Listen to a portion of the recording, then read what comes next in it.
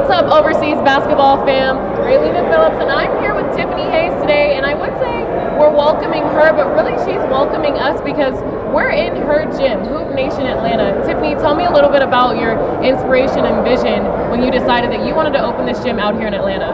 Well, it was really a family thing at first. Like me, my sister, my brother always talked about opening up a family business together, and just the opportunity came up for us to get this gym, and then we did it, and we decided we wanted to turn this into one of the elite facilities in this area because it's kind of forgotten about. We're in the south side of Atlanta, and if you don't know, like that kind of place is just like forgotten about in Atlanta. Everywhere else has like an elite gym, and people down here would have to travel far just to get to a nice gym with nice things in it. But this is what we want to turn this gym into, and we want to franchise it as well.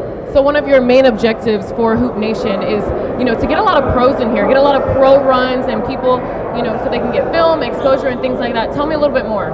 Well, we've been having the pro runs in here and also regular ones. Before the Wubble or the women's bubble for the WNBA started, we definitely had a lot of pros in here. We had Courtney Williams, we had Yerika Hamby, we had Rachel Holloway in here, so that's just a couple of names. So we want to definitely keep that going for even overseas, as you guys have. People who just want to come get some runs in, some great runs, some great basketball. And we want to also have that for high school, for college. We had a couple of great college players in here as well. So, yeah, like I said, we want to make sure this is like an elite facility for people to come, have great runs. We have great training. We also have great recovery. We have a cryo room. We just put in a weight room. We're still putting that in as well, putting it together. So it's definitely coming along. I'm proud of our progress.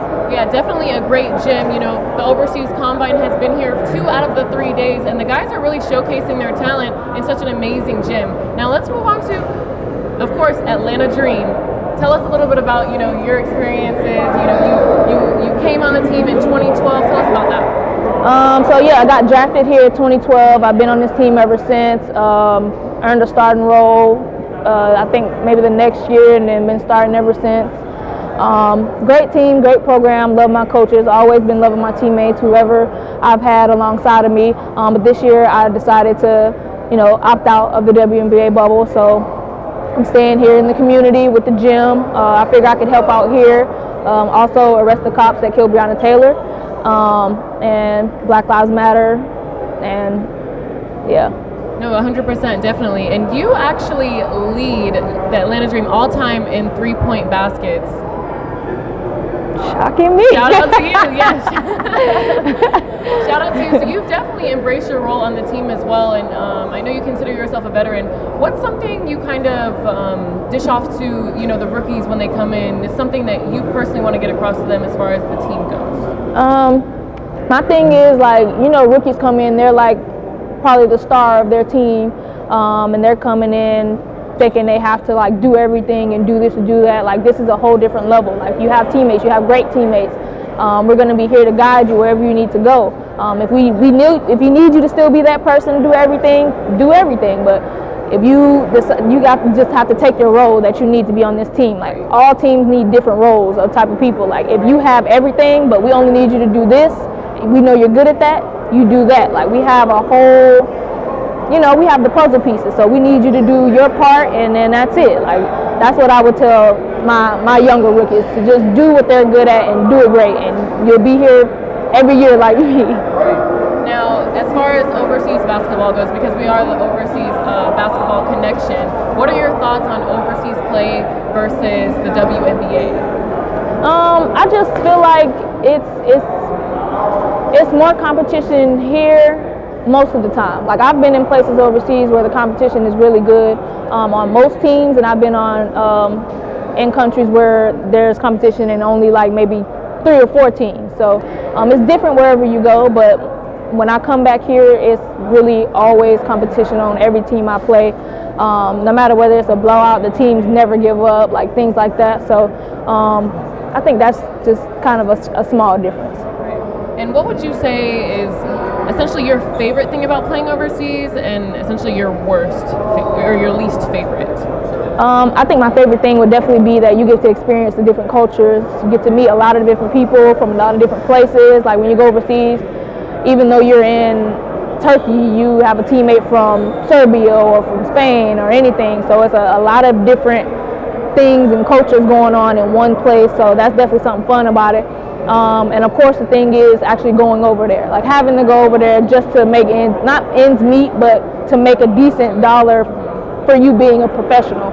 And you got to miss Christmas, you got to miss birthdays, you got to miss, like I'm a super aunt, so I'm missing all my nieces and nephews' birthdays and all kinds of stuff. So that's definitely the biggest thing for me, because I'm a big family person, and I missed a lot of that going overseas these past couple years. Right. So where would you say has been your favorite destination overseas to play, and why?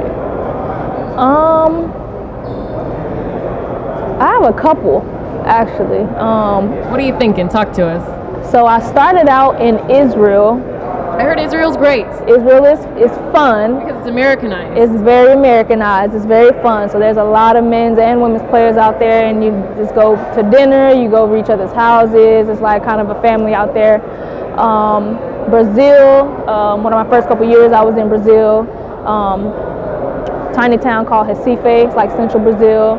Beautiful, beautiful place. That was an amazing place. The people there are so dope.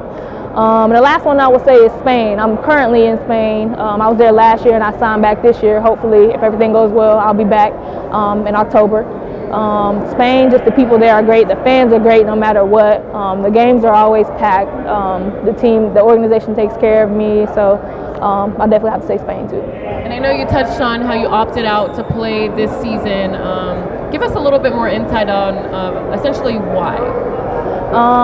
So the main reason, I feel like I could do more in this community than I could in there.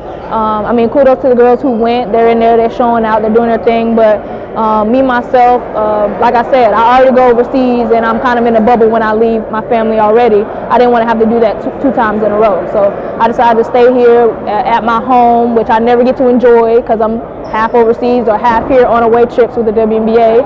So this is my first year I get to enjoy my home that I've purchased.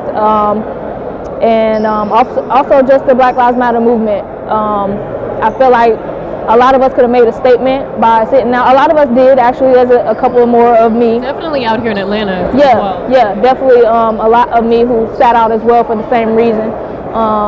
So I feel like we made a little statement with that as well, and we're all out in the community doing different things. Like I'm doing stuff here. We literally just had a giveaway yesterday here. We gave out backpacks full of supplies. We gave away boxes full of fresh fruit, and we had hot meals to give to the people as well if they couldn't cook the food.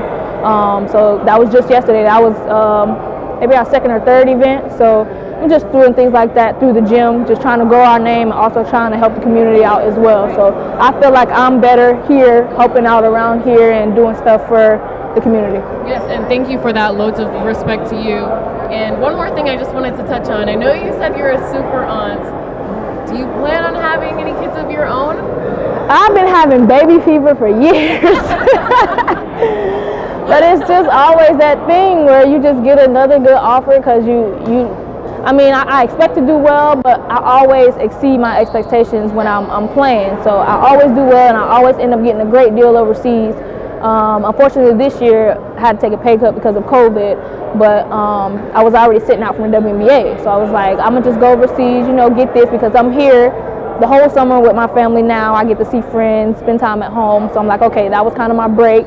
Now I'm going to go back and make this money. But it's just like, I don't know, blessings keep coming to me, and I'm like, okay, do I sit out this year and have a kid? Do I, I'm not a guy, so I can't just like have a kid and keep playing. Like I have to actually sit down like somewhere. You have to plan for it. Yeah, I have to really plan like a year and a half or something like that to have a kid. 18 years really following. Yeah, so and I'm getting up there, so it's about time for me to be like, okay, I need to make that sacrifice sometime. So yeah, it's hard, but I'm definitely ready.